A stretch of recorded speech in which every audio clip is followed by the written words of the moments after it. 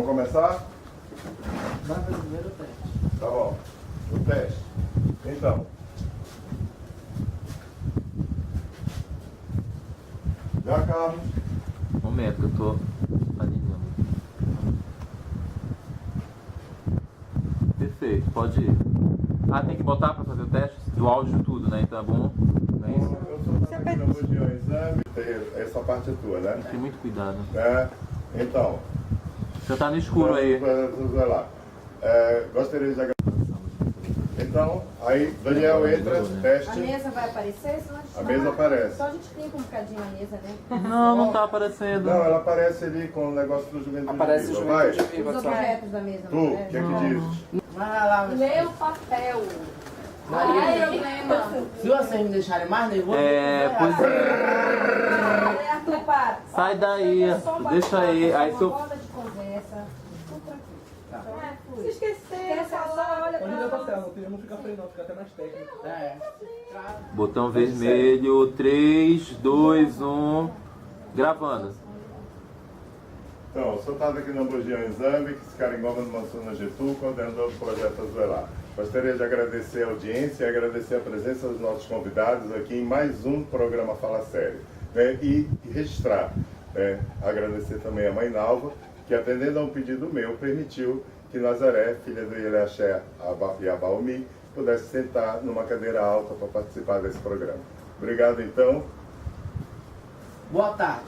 Hoje o programa Fala Sério, Juventude de Terreiro ao Combate ao Racismo, vem com o assunto genocídio da juventude negra.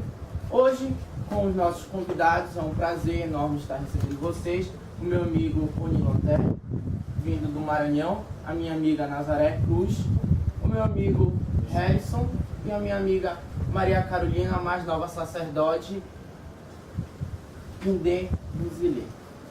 Há um mês atrás, Belém veio sofrendo, como todos nós sabemos, a chacina, ou como todos conhecemos, a matança, que foi várias mortes, inclusive mortes negras, que pra gente é uma dor porque vamos tentar combater ou melhorar isso.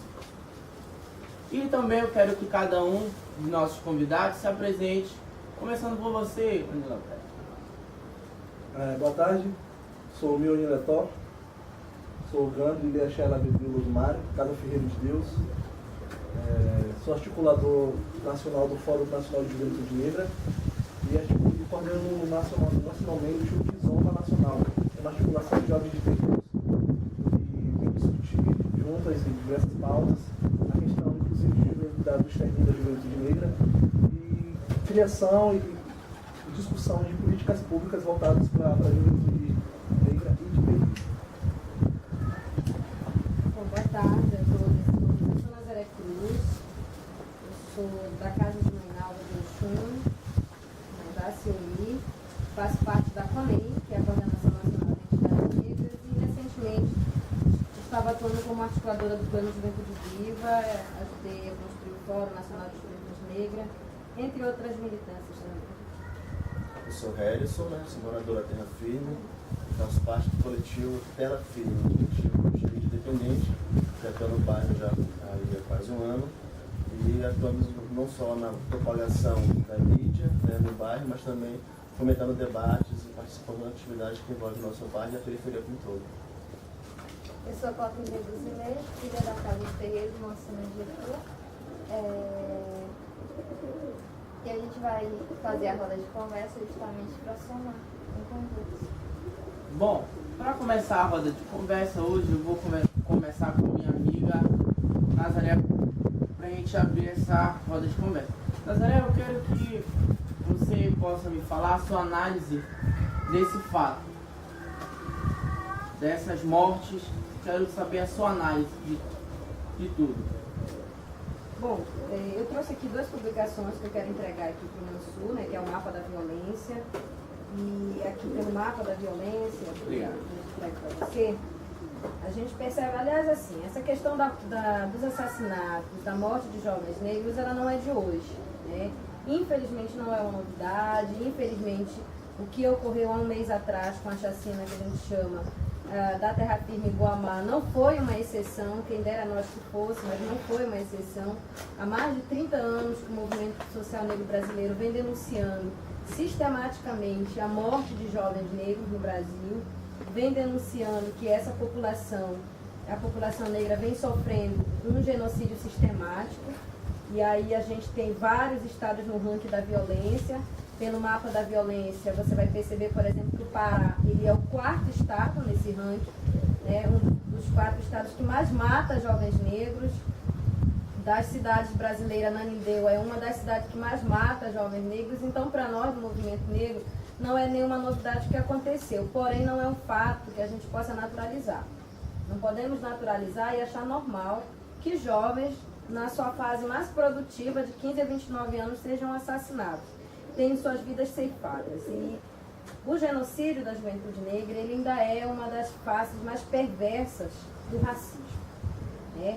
Esse jovem que é assassinado, ele tem cor, ele tem raça, ele tem sexo, é esse jovem negro. Então, isso acontece porque no Brasil, sistematicamente, a gente vive um processo de racismo. E o racismo no Brasil é um racismo que mata, e mata diariamente. Basta você pegar esses jornais sensacionalistas, que você vai ver que todos os dias tem vários corpos negros estirados no chão. Corpos esses que não têm identidade, porque viram apenas estatística. E é dessa forma que os governos vêm tratando, né, essa juventude. Então esse é um debate que a gente faz. O que aconteceu, essa limpeza étnica que aconteceu há um mês atrás na Terra Firme, e aí a Terra Firme, Guamá e outros bairros, quando a gente pega um número, quando a gente dialoga, quando a gente vê o perfil dessas vítimas, a gente vai ver que, coincidentemente, elas eram todas negras. Isso não é uma coincidência, né? O Estado mata, a violência sabe a quem matar, e ela mata esse jovem negro. E isso se dá muito por conta da ausência de uma política pública eficaz, né? Essa população, ela é abandonada, né? Ela é deixada na periferia, na favela, seja em que lugar for, na ausência de qualquer política pública. E a bala, ela é apenas o último suspiro dessa juventude, porque essa juventude sofre o processo de genocídio sistemático na falta de uma educação de qualidade, na falta de acesso a uma boa educação, a uma saúde de qualidade, a saneamento público, quer dizer, falta uma série de coisas que levam essa juventude, e a gente costuma dizer que a bala é o último suspiro, né? Essa juventude, na verdade, já está praticamente morta quando... muitas das vezes pela própria mão do Estado, essa bala, esse gatilho é apertado. Então, a gente vem ao longo desses anos fazendo essa denúncia. Há uns 4 anos atrás a gente conseguiu que esse tema entrasse na agenda pública do governo, do Estado, que essa denúncia, que o governo reconhecesse que pratica um genocídio, que reconhecesse que essa juventude que morre é a juventude negra, tanto que esses dados que nós trabalhamos no mapa da violência, os dados que nós trabalhamos no projeto Juventude Viva, eles são dados oficiais do governo. Então o governo já reconhece que pratica esse genocídio e reconhece também que precisa fazer uma política com eficácia. Então isso continua acontecendo porque o racismo é estruturante, porque os governos e os gestores não admitem que tem racismo institucional, não admitem que precisam fazer uma política diferenciada para essa juventude, né? Precisa ter um acesso diferenciado, precisa ter um tratamento diferenciado. Você vai nas periferias, você não tem um teatro, você não tem um cinema, você não tem uma praça, você não tem um ponto de cultura. E a periferia produz uma série de coisas, né? Eu também moro na Terra Firme, trabalho na Terra Firme, os meninos do Tela Preta produzem. Tem gente que faz teatro, tem gente que faz um monte de coisa na periferia e não tem aonde nem sequer expor, né? E você não tem nenhuma parceria com o Estado. Você às vezes até assume o papel que é do Estado para executar na periferia. E a ausência do Estado, ela é total. Quando ela aparece, é para nos matar. É dessa forma, né? É apertando o gatilho. Então, a minha análise é que falta um compromisso eficaz e que, assim, não dá para combater a violência se não entender que o racismo é estruturante. O problema do Brasil, ele não é um problema só de classe, ele é um problema de raça. A juventude negra, ela é assassinada na Terra Firme, mas ela também é assassinada no bairro de Nazaré e ela também é assassinada no bairro do Marizal. Então o problema não é só de classe, o problema é de cor. O problema no Brasil, ele é racial. Ou a gente para discutir e compreender que o racismo ele é estruturante, ele mata, ou a gente vai continuar com políticas paliativas que não resolvem. que não param a matança, que o gatilho continua sendo apertado. Obrigado. Harrison, eu como não moro por lá pelo centro, eu queria que você me dissesse como foi a reação das pessoas que moram lá e a motivação, assim, ou o medo das pessoas no bairro da Terra Firme, do Guamá, e como foi para reverter o caso, entendeu? Porque até agora a gente foi só um mês atrás, mas parece que já sumiu, ninguém se fala mais, foi tudo arquivado. Quero saber a sua opinião, como ficou lá? Para iniciar, eu queria colocar um pouquinho o que aconteceu no dia 4, né? Estava indo para casa, depois do dia longo de serviço, e em São Brás, né, pegando a condição alternativa, pegando uma van para ir para casa, né, e já dentro da van já começou aquela coisa, né, que estava totalmente por fora do que estava acontecendo, né. Dentro da van já começou, parece que mataram 7, falaram, né, fiquei, como assim, né. Aí depois não, foi um pet que mataram, mas o conselho das informações estava acontecendo ainda, né. Foi antes de começar as mortes de fato. E a gente já foi naquele clima mesmo de medo dentro da van, né? Porque estava acontecendo uma coisa bem firme.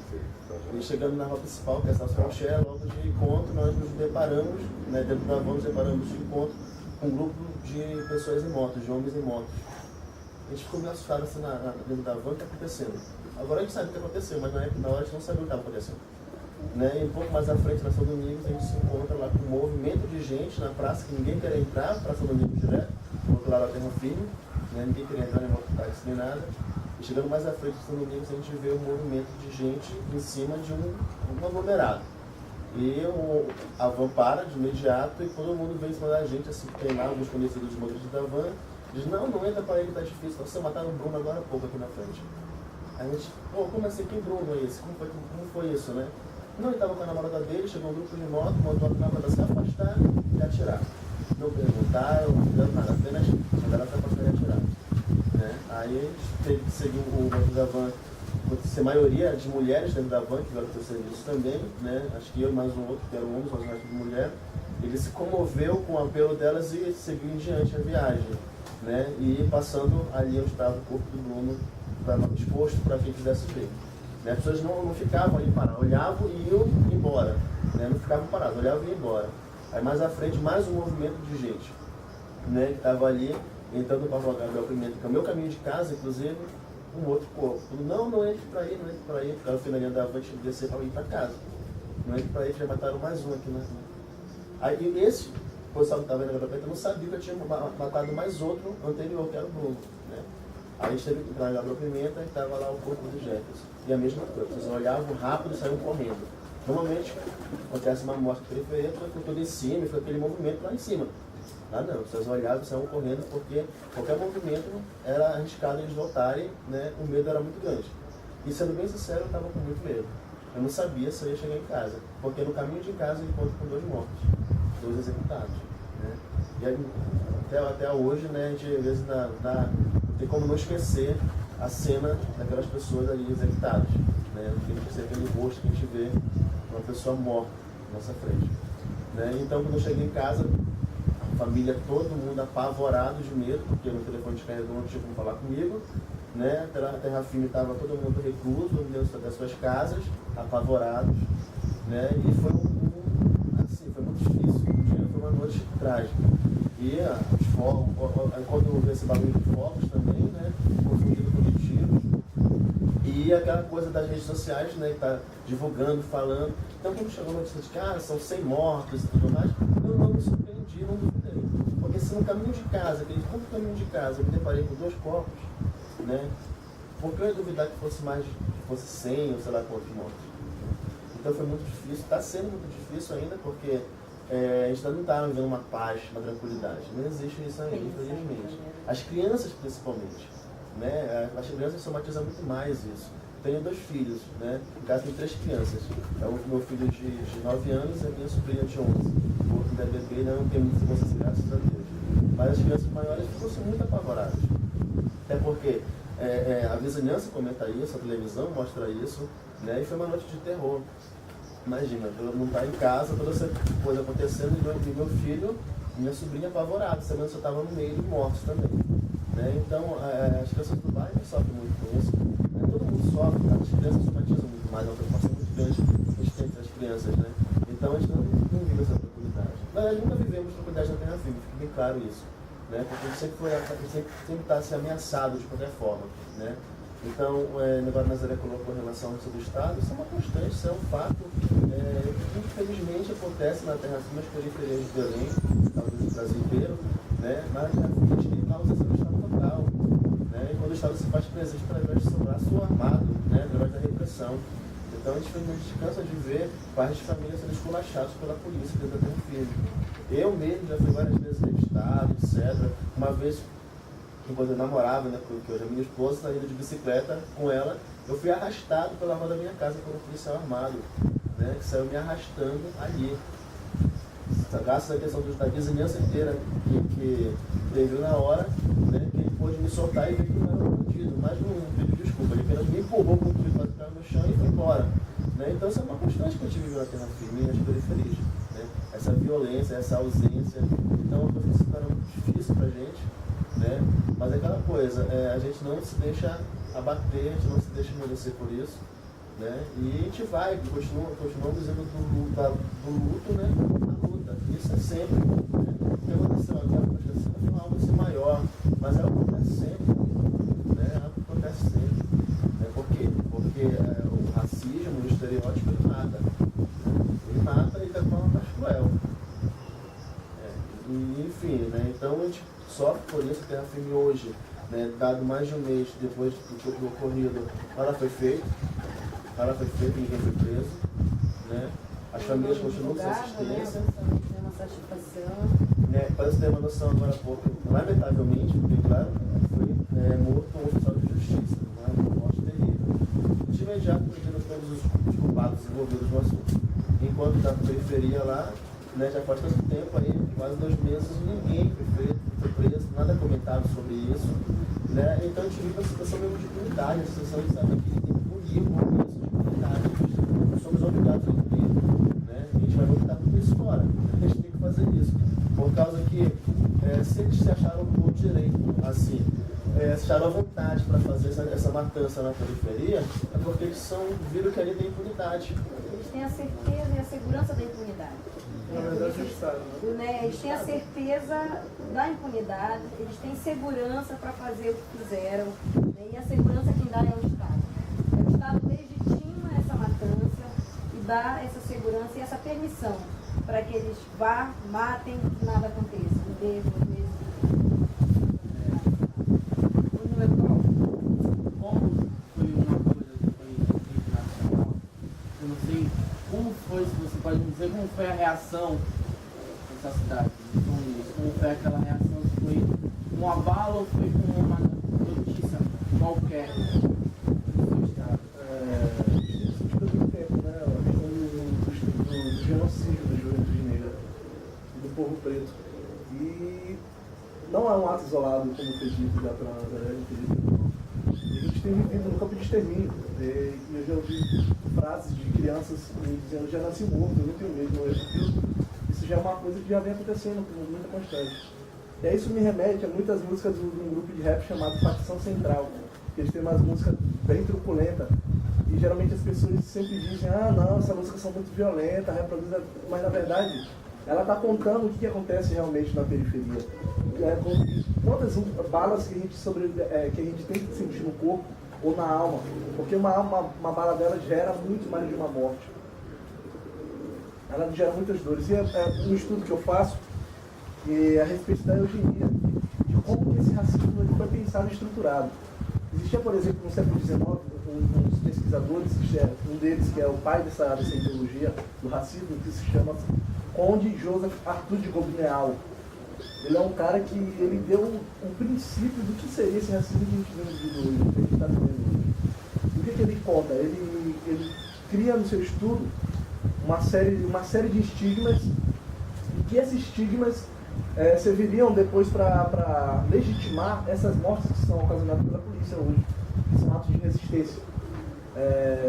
Esses pesquisadores, eles vieram para o Brasil no século XIX, e aqui eles estruturaram isso. Inclusive, na diretriz básica de ensino, esses ensinamentos que esses caras contextualizaram, Cesário Lombroso, Gobineal, os brasileiros Oliveira Viana, Francis da Rocha, Monteiro Lobato, Rui Barbosa, esses infinitos desses, eles conseguiram dar corpo para esse racismo.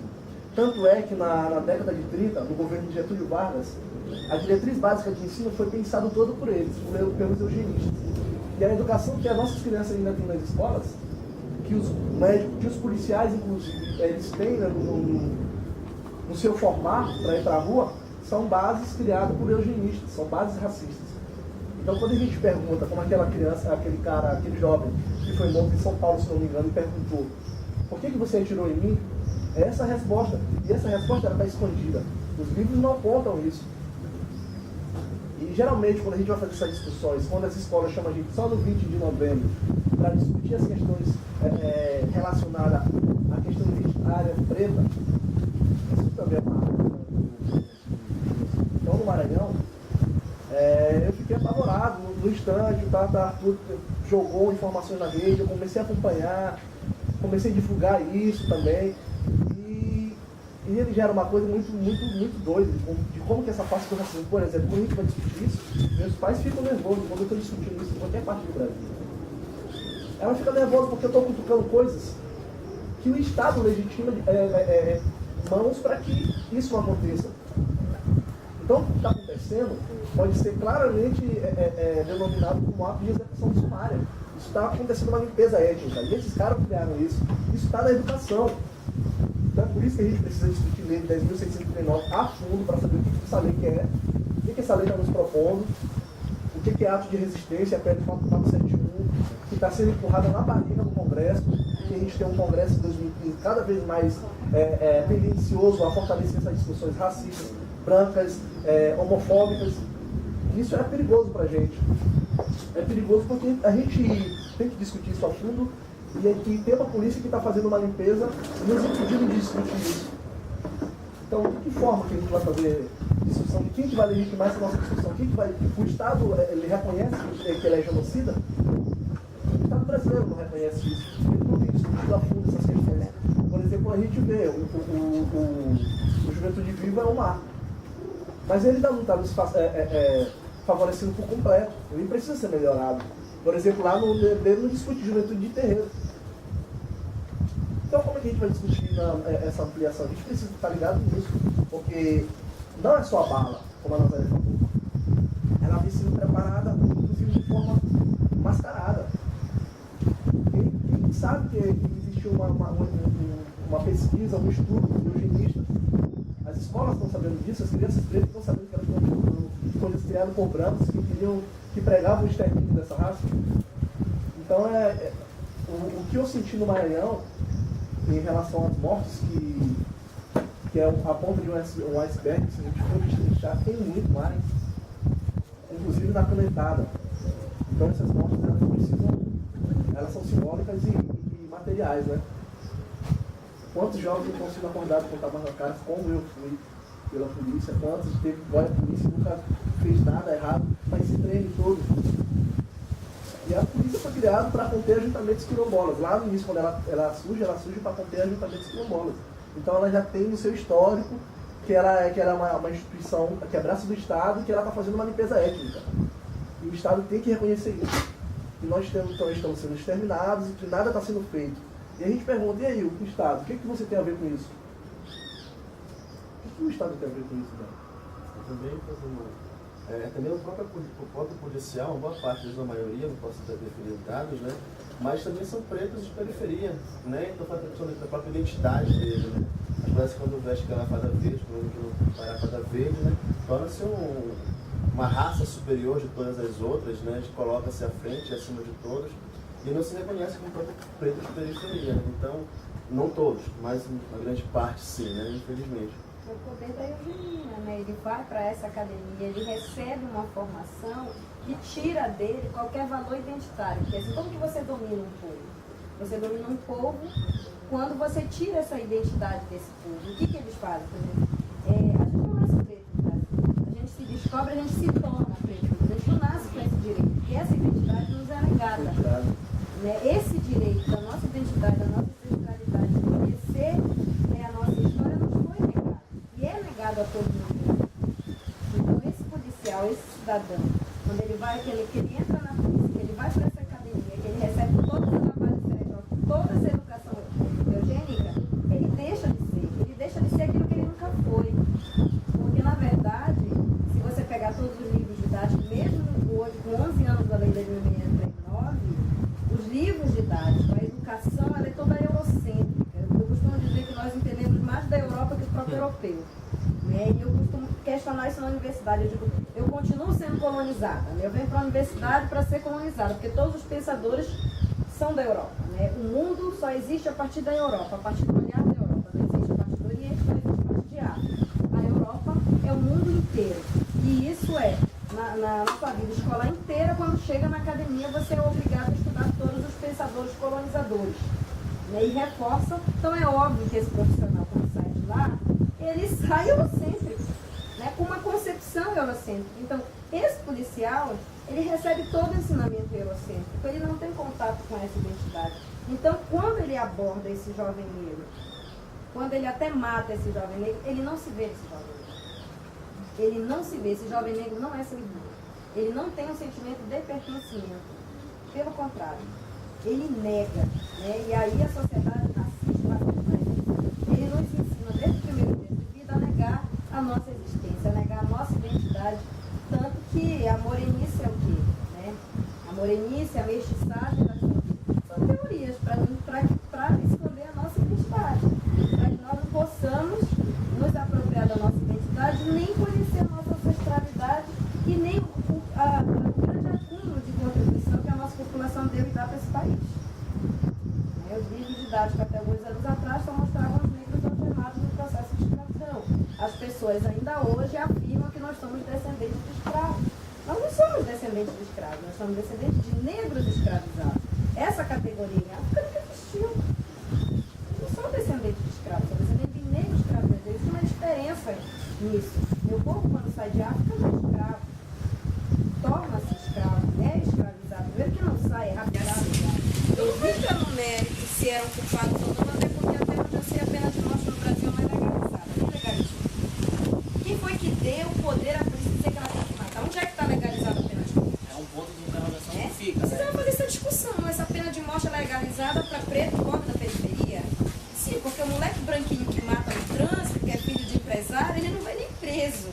Então é 2 pesos e 2 medidas. Eu quero discutir isso com todo cidadão. Né? A pena de morte foi legalizada quando? A partir de quando? A pena de morte é legalizada para preto, para pobre?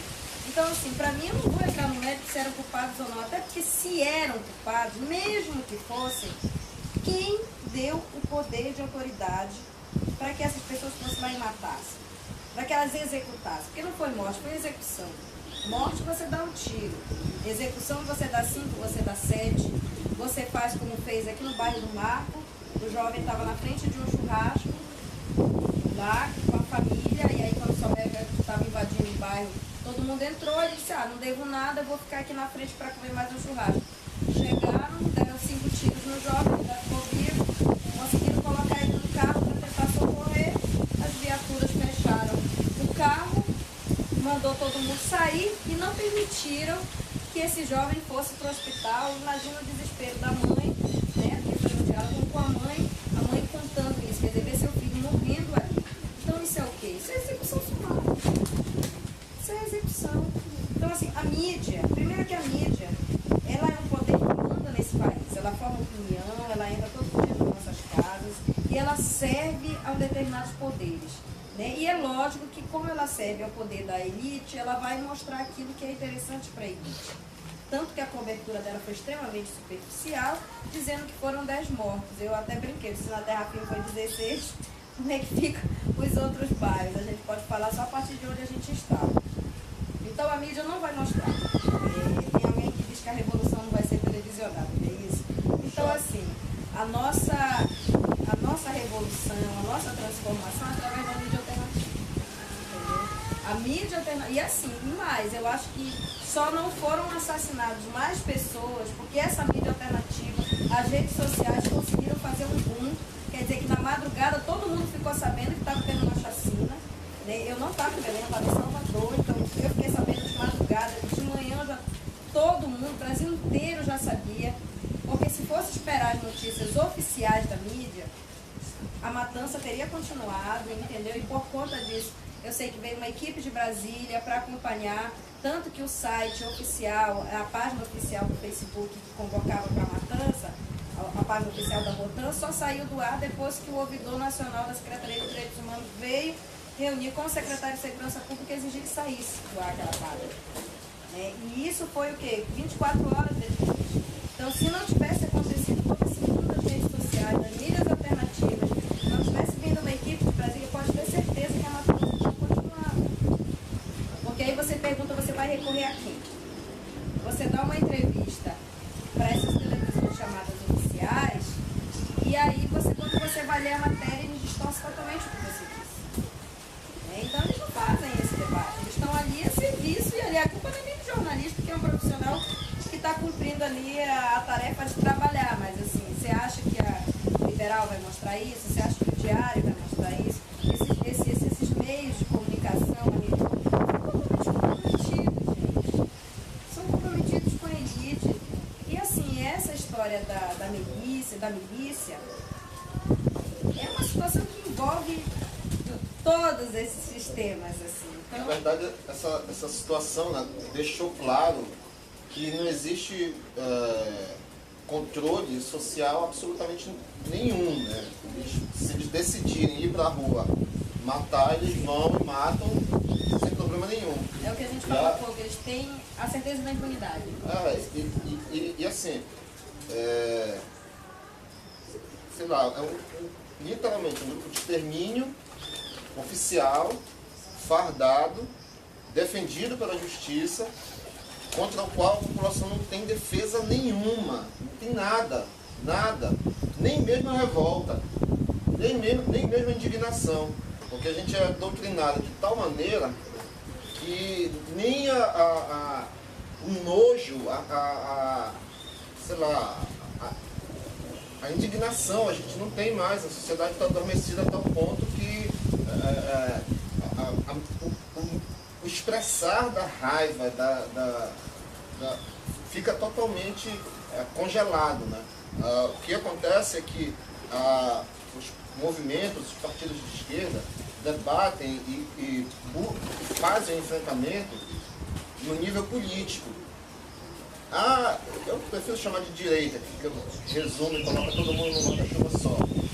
A direita faz o debate no nível ideológico muito mais sorrateiro, porque os comerciais constroem a ideologia da direita, as novelas, os filmes, as músicas, os livros, a educação, toda a nossa composição cultural, ela conduz as pessoas a pensarem da mesma forma.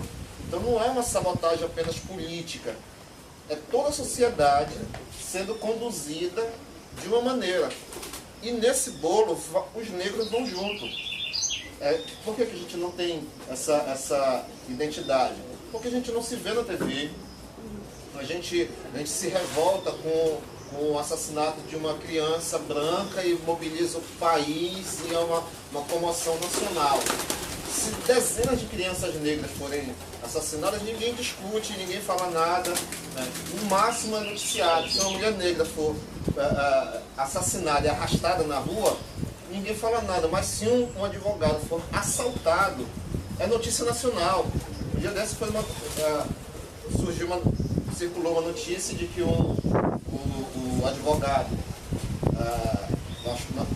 de uma defensoria, não sei, não é qual é o estado, soltou um preso negro e o cara assaltou o advogado. Pronto, aquilo ali virou, sabe, um boom na sociedade, um absurdo, né? E aí já é motivo para dizer que tem que aprofundar, endurecer as leis, reduzir a maioridade penal, ampliar a atuação da polícia, né? Então, a marginalização, a criminalização do ser negro, da existência do negro, é construída, é preparada para que no momento necessário eles possam fazer absolutamente tudo. E nenhuma reação vai acontecer porque as pessoas já estão teleguiadas já estão preparadas para ficar caladas. Né? Agora mesmo aqui em Belém está havendo um movimento, né, para impedir os alagamentos na periferia. Há uns 10 anos atrás foi concluído um projeto de macro-drenagem que secou e pavimentou os canais e urbanizou mais de 20 bairros aqui nesse meião de Belém, de São Brás até o bairro do Bengui. Todos esses bairros compõem a bacia do Una. Só que todos esses 4 meses depois de concluída a obra, os bairros todos começaram a alagar. E agora a gente descobriu que um dos motivos disso é que um canal que deveria ter sido construído com 200 metros de largura foi construído com 80. Porque, apesar do calado ser menor, construindo com menos largura, iam ter que indenizar menos pessoas, mobilizar menos equipes e tudo mais. Então, agora, como a sociedade está se organizando para cobrar, porque, por coincidência, são os bairros que estão tendo maior pressão da especulação imobiliária, são os bairros que historicamente foram mais habitados por negros, eram os bairros de periferia que, no processo de urbanização, se tornando bairros centrais, e agora estão tendo muito valor imobiliário e o poder imobiliário que hoje manda aqui em Belém. Eles estão construindo na mídia o discurso de que a culpa dos alagamentos é da população que joga lixo. Não é do fato de terem sumido com os equipamentos, de ter deixado os canais todos assorearem. Então, isso, eu só estou dando um exemplo disso, porque em março a gente vai começar um trabalho de divulgação dessa questão. E as pessoas a gente já está preparado para receber das pessoas a explicação de que a culpa é delas, a culpa é da população. As pessoas não dizem, não, a culpa é minha, eu, população. Elas dizem, não, a culpa é da população. É sempre a ideia de reproduzir o discurso. A culpa é da população, a culpa é dos pobres, a culpa é dos negros. Pô, mas eu sou negro, mas por que eu acuso os outros? Então, esse processo de alheamento, de se sentir fora do problema, fora do contexto, e é o que é construído pela mídia. E outro, os problemas são todos fragmentados. Você quer falar de educação, você não vai tratar da questão macro da educação, você vai falar do problema daquela escola, é aquela escola que tem problema. Não é a educação que robotiza, que está a serviço de um sistema econômico, está a serviço de uma elite que tem suas determinações estabelecidas por estratégia. Não é por acidente que a educação é ruim, é uma estratégia, é uma engenharia social que abrange todo o sistema educacional e que atinge particularmente a população mais pobre. Não, são os problemas mais fragmentados possível. Então, se existir alguma questão, o governo, a mídia, a sociedade como um todo pensa da forma mais fragmentada possível. Por isso são bombardeados os grêmios e as entidades estudantis, para não conseguir fazer o link. Da mesma forma, os movimentos sociais todos são desvinculados e fracionados. O que há no Brasil e que realmente nos enfraquece não é falta de mobilização, não é falta de consciência dos movimentos, não é falta de atuação. O que falta é consciência de classe. Porque hoje se luta no Brasil por hegemonias de grupo. O meu grupo, aquele outro grupo, aquele outro grupo, aquele outro grupo. Então, as discussões são sempre internas. Com isso, a gente pode estar nesse momento discutindo a mesma coisa que outro grupo em algum outro lugar, mas as forças não se ligam, não se unem, por divisões políticas, divisões territoriais, divisões ideológicas, mas a consciência de que nós temos duas classes sociais e que toda a fragmentação que acontece dentro da nossa é construída, isso a gente perdeu. Então a gente precisa agir como eles agem, porque eles até se engalfinham, até se atacam, mas na hora de se defender contra nós, eles todos se unem. Um exemplo disso foi a greve do Jornal Diário do Pará no passado. O liberal não comentou absolutamente nada. No momento em que eles tiveram que comentar, foi desmerecendo os grevistas. Então, apesar de serem inimigos mortais, na hora de fazer uma crítica de um para o outro, crítica de empresa e da força justamente por eles não fazem isso. Então, é essa consciência de classe que a gente precisa. É nesse ponto, porque assim, quando o policial morre nesse tempo que estava recolhido, eu não soube saber depois. Aí, recentemente, no Maranhão, mataram um policial, mataram 2 seguidos. Criaram toda uma estratégia, porque deu 7 mil na passeada dos cartões estavam. Ele tinha mãe, tinha pai, tinha filho. Quer dizer, todos os outros que morrem todos os dias na periferia não tem mãe, não tem pai, não tem ninguém. E quando a gente cria pra gente ir pra rua, pra gente se mobilizar os que estão, porque o nosso pior inimigo são os policiais. Nessa hora a gente está criando a ruaça, a gente não presta, a gente quer chamar atenção. E eles sempre a culpa, tipo, a sociedade coloca na eleição, que quando era para eles terem votado, não votaram. Agora que eles querem se manifestar. O tempo todo é esse mesmo argumento que eles usam. E é esquecido. Matam 30, matam 40, e quando matam um que serve para ir, que eles acham que servem porque são brancos, porque são elitizados, aí vão lá e criam toda uma estrutura de. Como é que eu posso falar?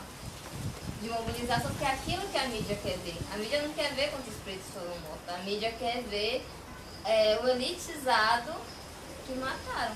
A verdade. A morte negra não comove, né? Essa é uma pergunta que a gente sempre faz. Por que a morte negra não comove?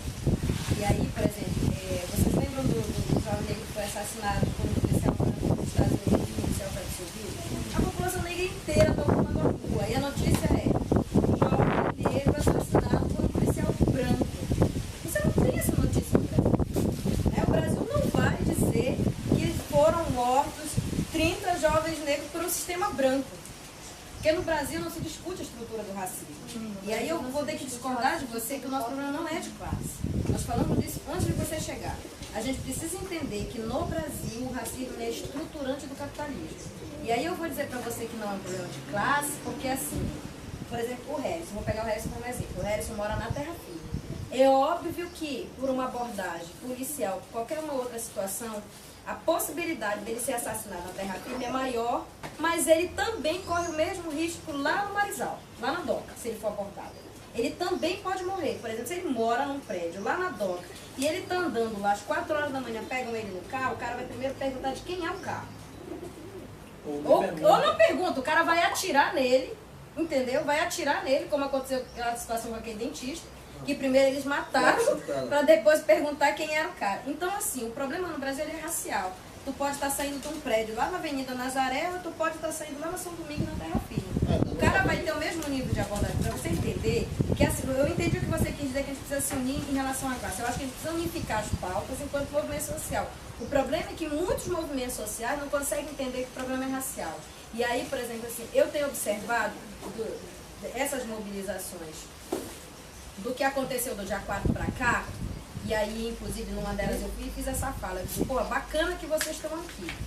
Quero ver até quando vão aguentar isso com a gente. Porque, assim, não é de agora que a gente denuncia que a juventude negra vem sendo assassinada, é mais de 30 anos. O problema é que muitos movimentos colam na gente, mas não querem discutir a questão racial. O cara quer dizer que está morrendo juventude periférica. Pô, mas essa juventude tem cor, cara. Qual é o problema de fazer o debate que essa porra é racial?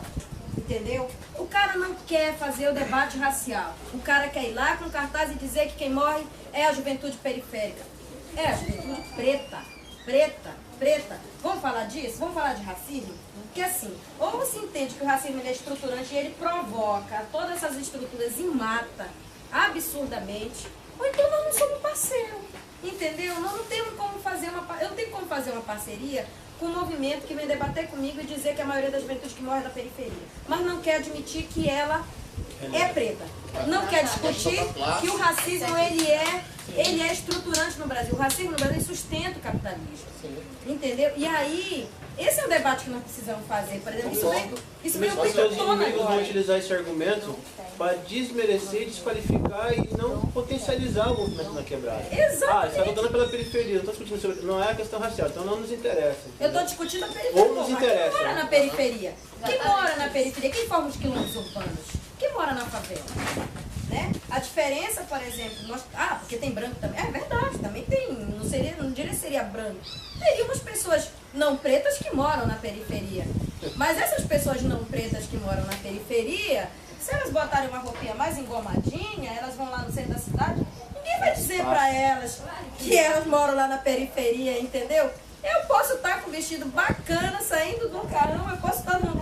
O cara vai olhar pra mim e eu vou ser sempre preta, entendeu? Pra ele, tem essa diferença, porque o problema, mas ele é de cor, ele é de fenótipo, tanto que a abordagem, a truculência, ela acontece pelo fenótipo.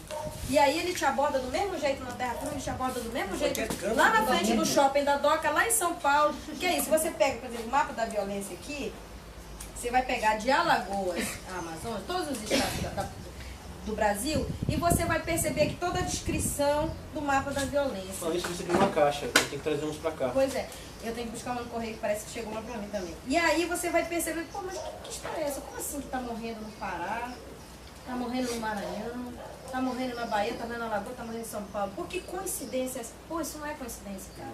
Isso não é coincidência. O racismo, ele é o mesmo na Terra Firme, ele é o mesmo em São Luís, ele é o mesmo em Salvador. Porque, por exemplo, quando teve aquela greve policial lá em Salvador, sabe quantos moleques foram assassinados naquele final de semana? 250 moleques.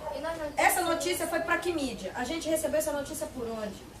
Pelo nosso Facebook, pela rede social dos nossos companheiros. Mas na mídia oficial, isso não saiu, não vai sair. Entendeu? Não vai ser, porque a mídia ela se recusa a debater isso, ela não debate. E o problema é racial. E muitos movimentos sociais, nós costumamos dizer que nós temos poucos aliados nessa pauta. Por quê?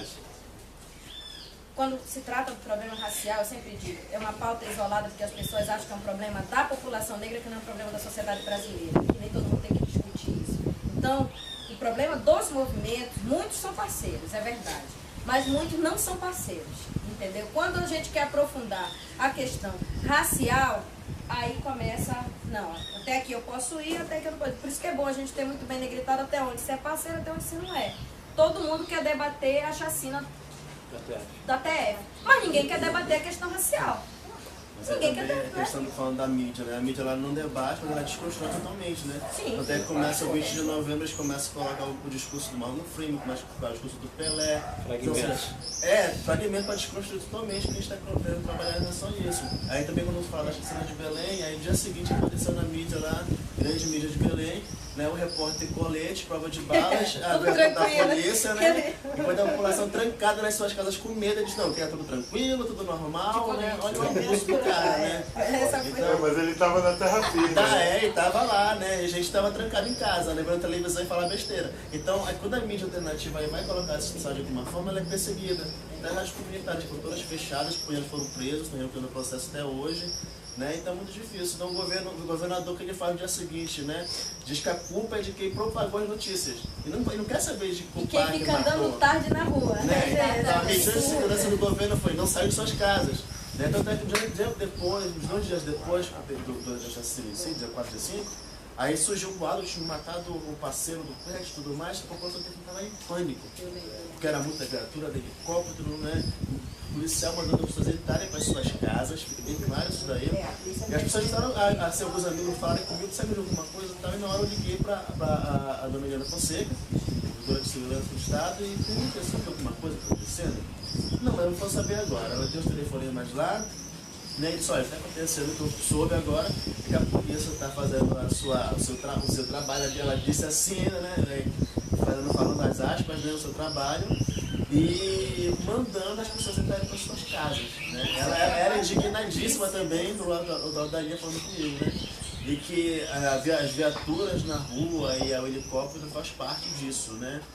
Aí a gente ficou assim, sabe, totalmente é absurdo isso. Eu acho que o pior de tudo, quando eles vêm entrevistar a gente, eles só faltam trazer o que é pra gente falar. Quando a gente não aceita, a gente fala, o que eles fazem? Eles pegam tudo e reconstrói quando é jornal, revista, totalmente o que foi falado. Eu li a entrevista que fizeram da Casa Preta. Horrível. Totalmente diferente. Aí eu eles fazem, são ele falou isso. Os caras vieram atrás de mim uma semana para dar uma entrevista, mandaram por e-mail, eu respondi a entrevista inteirinha, aí eles publicaram lá, metade da página do jornal era minha. Eu falei, porra, por que colocar minha cara na parada se tinha uma entrevista inteira que eu publiquei, cara? Aí falaram, fizeram um comentário sobre a Casa Preta e o trabalho da Sul, mas o que eu falei, de fato, foi cortado, e fala o que eu escrevi lá ainda ficou pela metade. Eu escroteei ela, bicho. Era, por quê? Porque Escroteei era ela. o que... Era Queriam o colocar que... tua cara pra galera, pro policial saber quem era, tá ligado? É isso. Era aquilo que a mídia... É por aí, olha. Eu Não, entrei numa eu sou- rede, não dei Não, eu entrevista sou nesse período, muito não. nessa parada. O que acontece? Os caras, ó, vamos fazer um apanhado. Arrancaram a gente de África, construímos a porra do Brasil. Depois de construído, bota a gente pra periferia. Manda a polícia meter cacete na gente, cair de bala. E aí depois proíbe a gente de fazer manifestação. Exatamente, que a gente é bagunceira, a gente não presta. Se a gente coloca a rádio comunitária no ar, a gente está sendo criminoso. Se a gente propaga as informações, a gente está sendo muito mais. Então aí a gente vai ver. Informação é poder, né? É, lógico. Então é tudo que E essa aí a gente população vai não ver. pode ser certo poder. Ricardo Prudente, 2012, o dentista Flávio Ferreira de Santana, 2004, Jonathan Farias, 16 anos em junho do ano passado. E aí a gente vai vendo vários desses, vários. E aí a gente encontra no ato de resistência o aparato lá, velho. Eles têm um aparato para eles matarem. E a gente tá falando, a morte, ela foi legalizada no Brasil. Tá lá na lei, velho, no artigo 292. Tem lá um buraco na lei que permite a polícia cair de bala, velho. E a galera não quer discutir isso. E isso foi criado na época da ditadura militar. E isso é muito antigo. Isso é muito antigo. Quantos e quantos corpos caíram no chão? Parece que é escondido, né? Não, isso não parece, velho. Isso tá na cara que tá escondido. E a gente não pode discutir isso. Mais de 50% das mortes negras são mortes de resistência. O policial alega que é de resistência, isso não tem inquérito, isso não tem apuração, entendeu? E acabou ali. Eu quero que vocês façam um comentário sobre esse vídeo aqui, que era o que rolou.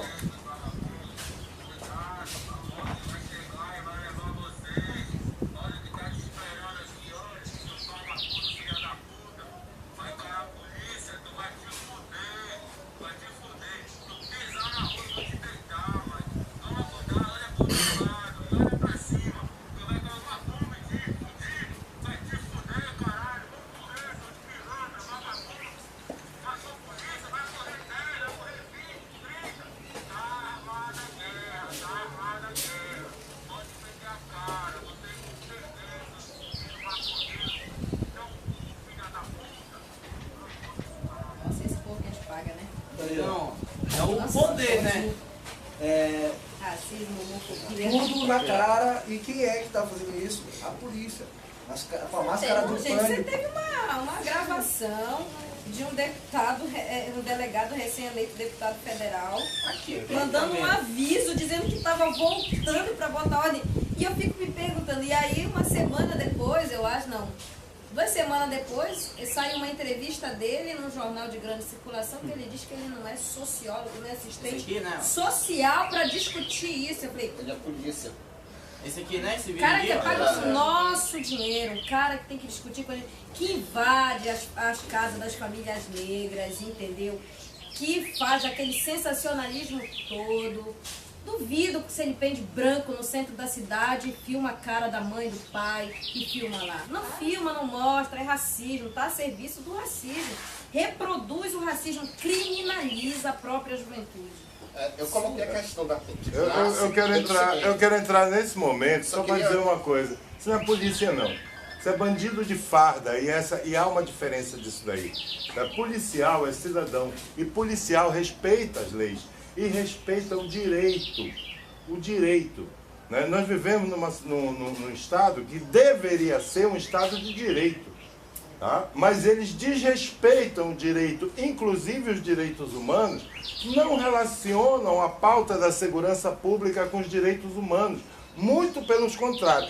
Esses bandidos de farda, eles querem dissociar a segurança do direito da população. E nós somos a população. Né? E quem promove isso, obviamente, é o racismo estruturante desta sociedade. Eu coloquei a questão de classe, não é Por que eu coloquei a questão de classe? Porque o proletário brasileiro é negro. Não foi uma... se a gente for, como você colocou, se a gente for mapear, existem pessoas brancas na periferia, mas a esmagadora maioria da população da periferia é negra. O proletário brasileiro é negro. O problema é só o discurso, irmão. Porque, porque quando fica parecendo que são duas coisas diferentes. Não são. O problema é o Porque, na discurso. verdade, E se esse questionamento não for cair em cima do racismo, racismo, se o questionamento do racismo não cair em cima do capitalismo, fica a gente roda e não indica uma solução para a questão. A solução para a questão é a gente mudar estruturalmente a sociedade. E não é elegendo outras pessoas, sustentando o mesmo sistema, mudando as caras do sistema. Porque eles conseguem se infiltrar. Eles estão infiltrados no governo federal hoje. Olha, eu posso te dizer o seguinte, estiveram infiltrados nos governos de esquerda debate aqui. de classe... Só um momento. A capacidade que o poder do dinheiro tem de se infiltrar e de desmobilizar, de desconstruir os nossos movimentos, as nossas organizações, os nossos discursos, é tão grande que a gente tem que desmascarar isso. Não é o racismo, é a maneira ideológica que eles constroem a manutenção do sistema capitalista. E não questionar o sistema capitalista, você pode questionar todas as outras questões, porque o sistema capitalista é o que sustenta o machismo, é o que sustenta o racismo, é o que sustenta a destruição da nossa educação, da nossa saúde, de todos os interesses. Foi nesse sentido que eu falei sobre a questão de classe. Entendeu? Se a gente não consegue identificar que o proletariado brasileiro é negro, a gente não vai conseguir identificar a raiz do problema, porque a raiz do problema não é ideológica. Sim, não se massacra não desfocada a questão racial, mas existem vários aparelhos aqui dentro da cidade de Belém que, na minha opinião, eles estão parados. E a gente tinha que botar essas paradas para andar, para funcionar. Eu sei que o Arthur andou participando de algumas construções, Domingos participou de outras construções. Então, assim, eu não sei o que deve se fazer. Eu só acho que tem que fazer alguma coisa, então, a partir de deixar nossas picuinhas, que a gente está ligado que cada grupo acaba funcionando de um jeito, cada um tem a sua particularidade de andar, mas que existe aparelho que está lá, que deveria estar servindo a gente, devia. Então, eu não sei se esses caras têm recursos, se não tem, como é que faz para ter, porque a gente também não tem, a gente vive fazendo as coisas, entendeu? E aí, e outro detalhe é, por exemplo, vão eliminar o Curro Velho e vão eliminar o IAP. Já estava sucateada essa parada mesmo. Estava sucateada. Quem deu oficina lá sabe muito bem que estava sucateado. Dar oficina lá era super difícil. Mas até que ponto o governo, ou existe um poder de governo, que está discutindo a questão cultural pelo viés preto? Esse governo não tem relação nenhuma. Então a gente precisa cobrar umas paradas aí, e cobrar dos nossos próprios, pra gente cobrar da gente mesmo, desses aparelhos que estão aí, entre aspas, trabalhando pro movimento negro, e cobrar depois desses aí que não trabalham pro movimento negro, né, cara? Tá ligado? Então, assim, minha sugestão aí para o debate desenrolar. Tá sendo gravado? Depois eu acompanho o restante do debate aí. Foi um prazer. Valeu. Ô, Lopes, obrigado por ter vindo. Sim, tô descendo lá. Vai pra hoje lá? Então, tu vai estar na rua agora, né? Eu vou pra reunião, depois eu vou pra casa. Tá, dou um toque qualquer coisa. Tá suave. Valeu. Boa sorte aí, valeu. Tá, eu tenho uma questão técnica. Nós temos mais ou menos meia hora de transmissão. Então, eu já gostaria de encaminhar para uma finalização e gostaria que vocês trouxessem aí perspectivas de como a gente trabalhar com isso. Principalmente como é que os terreiros poderiam contribuir, digamos assim, nessa contextualização dessa proteção da juventude negra. Eu queria começar com um bom finicho. Nacionalmente e internacionalmente a gente começou a se organizar desde muito tempo e a gente está na construção do Kizomba Nacional, que é uma articulação nacional de juventude de terreiro, não é fórum, não é nada ainda, é uma articulação, a gente está aglutinando vários jovens, diversas partes do Brasil e do mundo. A gente está numa contextualização em que está trazendo gente já para junto da conversa da Argentina, Nigéria, Cuba. Hoje eu recebi a resposta de Cuba e Benin. Essa articulação ela vai ser para discutir políticas da juventude de terreiro, um pouco mais de especificidade e desenhando isso para cair na discussão de genocídio. Quando a gente fala de genocídio, a gente fala da exclusão social, da falta de saneamento básico, de saúde, das cotas culturais que a gente tem pouquíssimo recurso para a gente trabalhar e diversas outras coisas mais. A articulação ela vem ganhando corpo desde 2008 e 2011 no encontro promovido pelo MINC, a gente se articulou no Maranhão Depois a gente se encontrou no curto-circuito, em diversos outros espaços, como a Teia, e agora, como nessa reunião que a gente teve há menos de uma semana em Brasília com os ministérios. A articulação do Kizomba ele cresceu de uma forma que a gente consegue hoje dialogar diretamente com os ministérios e pautar o que a gente quer. Na nossa reunião a gente teve, os companheiros que estão assistindo, eles vão lembrar disso, que foi bastante turbulenta com alguns ministérios que inclusive trabalham com políticas pretas. E foi bastante difícil a gente dialogar, porque o modelo político branco ainda está sendo imposto com muita força. E aí a gente teve que se posicionar com bastante força de manter o encontro do formato que a gente pensou, com o modelo organizacional de comunidade tradicional e povos de terreiro. Com muita luta a gente conseguiu deixar do modelo que a gente queria, e nesse projeto ele é bem usado, ele vai propor a curto, médio e longo prazo, por exemplo, uma criação de um cineclube nacional, com núcleo de formação continuada nos terreiros, para trabalhar defesa patrimonial, para trabalhar questões jurídicas, para trabalhar a questão de audiovisual e de tecnologias. E a nossa proposta do encontro macro, que não é um encontro, é essa articulação macro, que vai acontecer em Campinas, provavelmente no mês de março. Mas ainda está em construção, né? Ainda está em construção. Que a gente vai estar construindo junto esse processo. O Tata Artulano está acompanhando bastante de perto como padrinho, está ajudando bastante nessa articulação. E o convite, na verdade, é como deixar uma perspectiva que a gente precisa estar discutindo mais próximo desses, não só de como controle, mas de criação também. Eu creio que chega de a gente só está controlando, a gente tem que participar da criação, de estar participando dos conselhos, de estar próximo, de estar construindo, por exemplo, o Juventude Viva para ficar com mais nossa cara ainda. E agora está cada vez mais difícil, e aí, com todos esses desenhos que no Brasil... Mas a gente tem chamado na Catraca, que tem chamado da CNJ, sempre MDA, que trabalha questões territoriais, que é importante a gente discutir também, e diversos outros ministérios. Nesse sentido, eu vim para cá, para o norte, para tentar deixar uma ponta mais firme e deixar com que deixamos parceiros aqui também para a gente articular juntos esse encontro, para dizer de que forma que vocês querem também, que vocês pensem uma articulação de juventude terreiro, para a gente dialogar com os órgãos que já estão nessa linha, né, como o Fórum Nacional de Juventude Negra, para a gente dialogar como parceiro, mas que a gente tem uma especificidade que a gente tem que discutir com a nossa cara. E é nesse sentido que eu vou deixar esse salve para todo mundo ficar ligado, que a gente vai estar se contactando agora de mais próximo.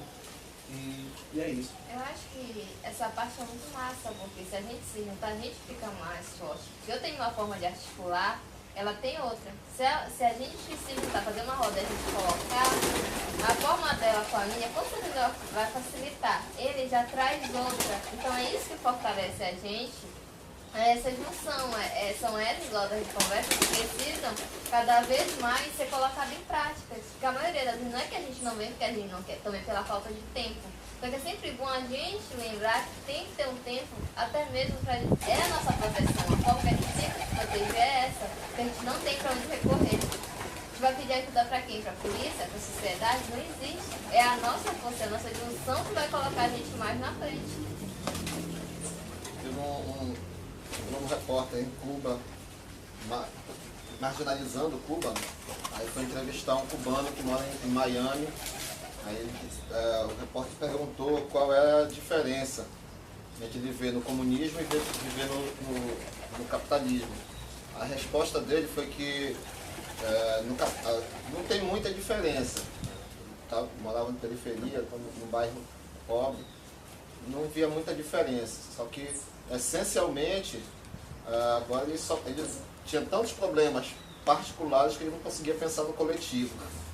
A principal diferença que ele viu foi essa. E, hoje a gente vive tantas questões individuais que é muito importante momentos como esse, momentos em que a gente discuta coletivamente, troca ideias, troca informações, busca uma outra construção ideológica, porque toda a nossa sociedade chama a gente para ser individualista, para ser separado, isolado, né? Sem história, sem compreensão do todo, compreensões fracionadas, seletivas. E a gente precisa ampliar as nossas perspectivas, ampliar a maneira como a gente encara as questões, porque sempre a gente é chamado para ser separado, né? É isso que o senhor tem que entender, que não existe sociedade certa. Sociedade certa, não existe eleição na sociedade certa. É isso que tipo, precisa ser colocado, não existe. Formar os coletivos, formar discussões amplas e agregadoras são exatamente para isso, né? Então o debate, como a gente pode ver, A gente está preparando, junto com os sociais em geral, para agora, dia 4 de janeiro, né, 2 meses da chacina, uma atividade na Praça Nova Bilac, né, lá na oficina da Terra Firme, que vai reunir, enfim, todo mundo lá. Também o Tela Firme está produzindo aí um mini-doc, né, na verdade, sobre o ocorrido, né, de uma outra visão, é claro, né, tentando falar com as famílias também em relação a isso. Me vale lembrar, esqueci de falar isso, né, na manhã do dia 5 a gente reuniu com o governo do estado, na presença de Isabel Jardem, Secretário de Segurança e Justiça Social também, e eles se comprometeram em dar todo o apoio para a família das vítimas e tudo mais. E conversando posteriormente com, por exemplo, com os familiares, né, do Jarrão, que foi um rapaz que tinha problemas mentais, que, né, foi executado, a família disse que nenhum apoio veio de nada, né? Eles que tiveram que pagar para fechar o corpo, a família que disse isso, para fechar o corpo do rapaz e aplicar o formol. A família que pagou por isso, né? Então a gente está continuando cobrando essa possibilidade de CPI também.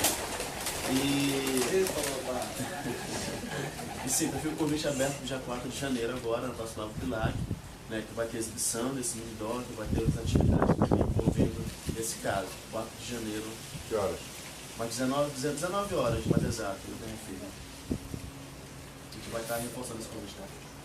Bom, eu acho que foi importante, eu acho que rodas de diálogo são sempre muito importantes, a gente precisa se fortalecer e assim, juntos somos fortes, né? E é muito importante isso. Então, assim, estamos à disposição na construção. Eu acho que essa iniciativa do Kizomba até que enfim eu vi um Kizomba formado por preto, viu? Porque tinha um outro grupo de Kizomba aí, tem um outro grupo de Kizomba aí formado por uma juventude branca. E me incomodava profundamente quando eu vi aquele povo dizer que era da Kizomba. Eu digo, ai meu Deus, tem preto essa Kizomba? Até que enfim, agora o Kizomba é formado legitimamente por pretos e pretas. Então, muito bom isso. E com relação à Juventude Viva, eu espero que ele venha num formato bem melhor, que consiga dar conta da principal pauta dele, que é parar a matança, né? Parar a bala, que é o grande desafio. Esse novo cenário político, não sei como vai ficar, me preocupa muito a indicação para a Secretaria Nacional de Juventude. Se for confirmado o nome que está sendo colocado, um secretário que tem sérios problemas com a questão racial, com a questão de gênero e com a questão LGBT, então não sei como é que vai conduzir uma política dessa, mas esse é o grande desafio dos partidos de esquerda que querem dialogar com todo mundo, né? Então, vamos ver, e eu acho que nós, no movimento social, tem que fazer monitoramento, tem que fazer pressão, né? Tem que organizar a base, tem que reforçar essa questão da identidade, se fortalecer. E os terreiros são redes maravilhosas para se trabalhar, porque nós somos essencialmente socialistas nos terreiros, porque isso vem de África. Então, obrigada pela participação. Mais alguém?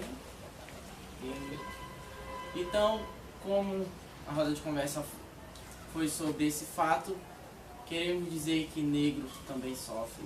E queremos dizer que negro não sofre, mas sim ele se levanta e, como a gente está fazendo, os debates, movimentos, esse sofrimento todo se cria em coragem, em determinação para tudo ficar, como dizer assim, entre aspas, normal, mas nunca vai ficar.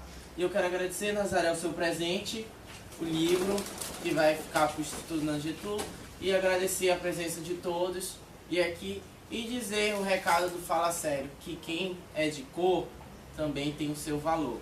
Quero dizer um abraço, até o próximo programa. Encerra-se neste momento mais uma transmissão ao vivo do projeto Azuelar.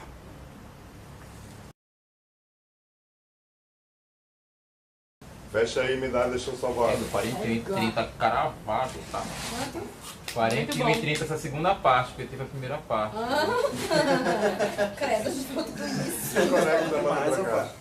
Esse povo fala muito. É, mano, é meu Como é que vai adereço ser de... feita a coleção disso? Pra festa da Negrita do ano que vem. Pra festa da Negrita de 2015. Olha, longe de mim. Longe de mim. Prendeu o cabelo. Parece um pé de galinha, tá tridente. Pior. É, mas eu não sei agora. Olha, NASA, não rola? Super. Pra mim, acho que foi bom essa conversa, que a gente nunca tinha feito essa análise, sabe? Que a mídia, ela passa só isso, que são ladrões, são isso, aquilo, outro, e pirirupá, mas a nossa análise é totalmente diferente, né? Porque tava no grupo, né, os áudios iam surgindo, que negro ia falar que ia matar filho de papai, que o filho de papai tinha que estar... Cuidado, mas aí, cadê? Quem foi que foi morto? Foi os negros. É que muda muito assim, mudou-se a palavra, né? Ah, tem que morrer mesmo porque é bandido. Mas antes ela tem que morrer porque é preto, porque... Como agora não é uma coisa legal, né? Legal dizer que tem que morrer porque é preto, que é preto, morrer porque é bandido. morrer porque é mas bandido. o bandido ele virou sinônimo de preto.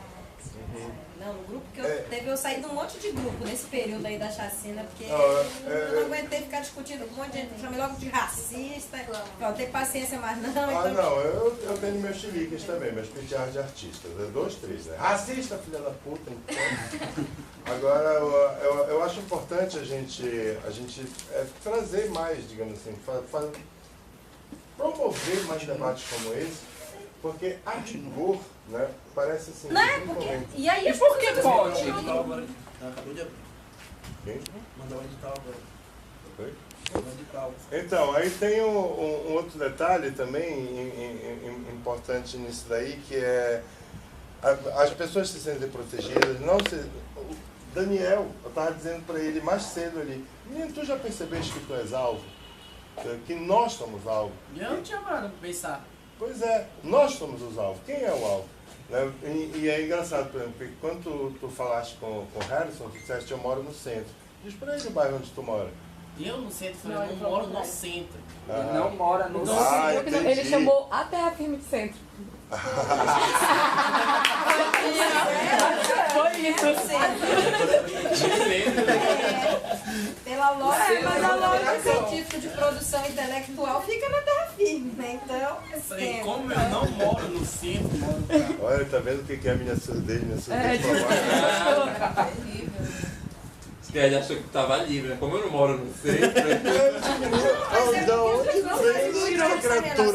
Por exemplo, que a morte ela tá ligada ela também tem ligação com a periferia, com a favela, pelo processo da legitimação, que não é muito mais fácil para ele chegar e matar todo mundo. Então, ele mata 10 na periferia, ele vai matar 2 no centro, porque é uma forma mais discreta, porque tem câmera, porque tem isso, porque tem aquilo. Recursos esses que você não vai ter na periferia nem na favela. Mas a mesma coisa, por exemplo, ele na condição de um homem negro, ele está exposto em todos os lugares. Sai andando aqui pela Duque 3 horas da manhã sozinho.